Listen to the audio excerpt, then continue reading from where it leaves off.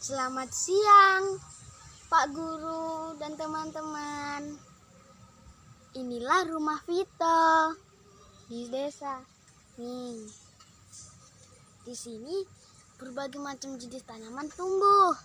Seperti itu contohnya, ada jati, pisang, sawo, puring.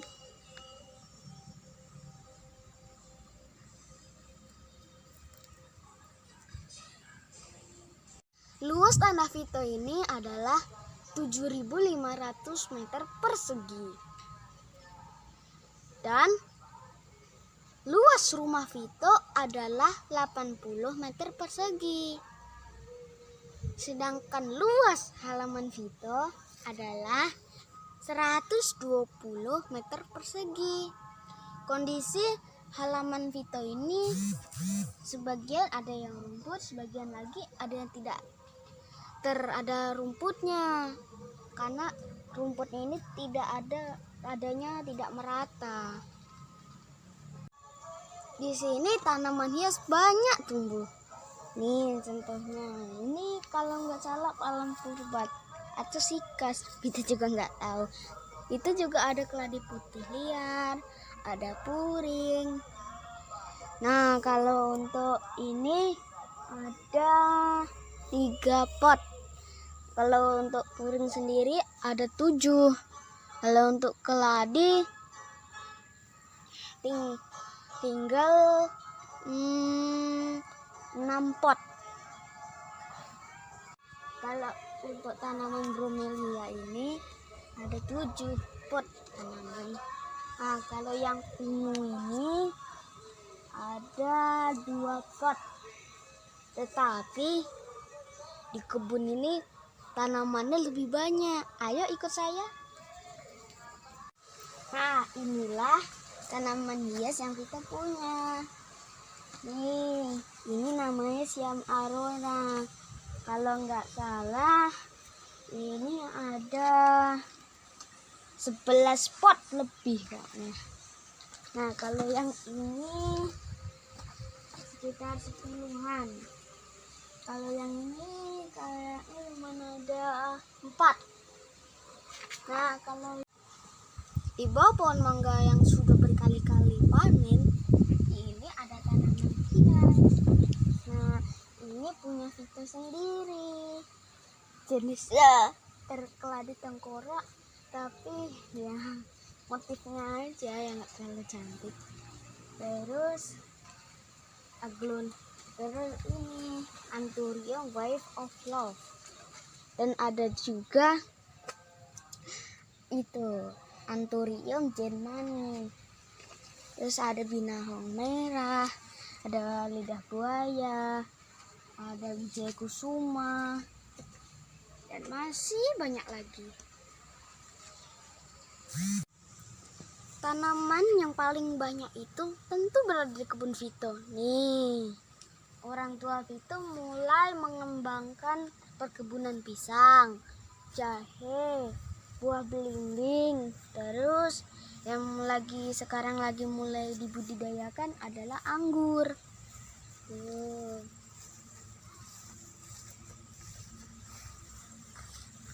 Yang merawat seluruh tanaman yang ada di sini, mulai dari halaman, terus tanah yang di bawah pohon mangga sama kebun ini adalah Vito, Bapak dan Mama. Tahu tidak? Semua tanaman yang ada di sini kami kembangkan dengan cara yang biasa disebut pertanian organik. Jadi kami hanya menggunakan bahan-bahan organik seperti limbah dapur, terus cacahan pisang dan lain-lain sebagainya untuk pemupukan semua tanaman ini. Sebagai salah satu bentuk untuk menghargai tanah, sehingga tanah ini makin subur dan tidak terkontaminasi oleh zat-zat kimia yang berbahaya, sehingga semua tanaman bisa tumbuh dengan subur dan makin. Nah, inilah salah satu contoh buah belimbing. Meskipun umurnya masih muda, tetapi buahnya sudah selebat ini. Tuh, yang di bawah masih banyak tuh. dan juga kandungan nutrisinya makin banyak karena dibudidayakan secara organik. Kegiatan berkebun yang sering kita lakukan bersama orang tua Vito adalah membersihkan lumpur. Terus rumputnya ini agar tidak terbuang sia-sia, kami habis dibersihkan, rumput ini ditaruh di bawah ini.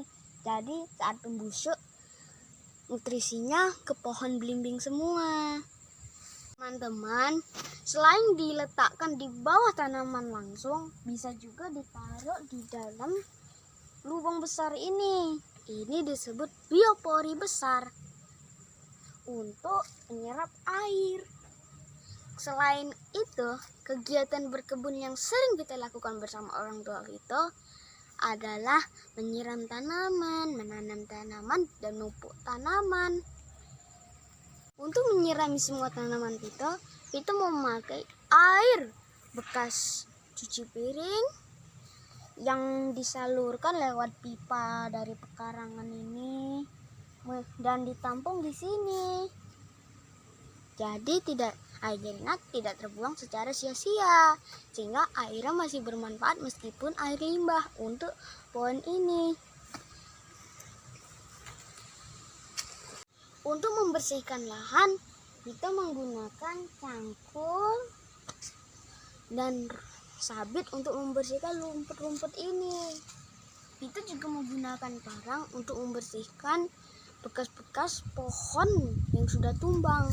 Seperti itu pohonnya. Tuh ada yang sudah tumbang.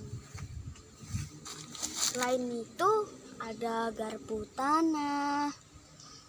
Terus sekop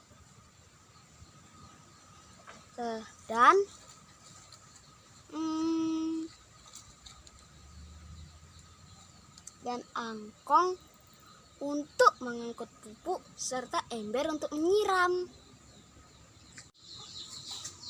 Teman-teman, inilah komposter yang kita gunakan untuk menghasilkan pupuk cair organik untuk disiram kepada tanaman Vito.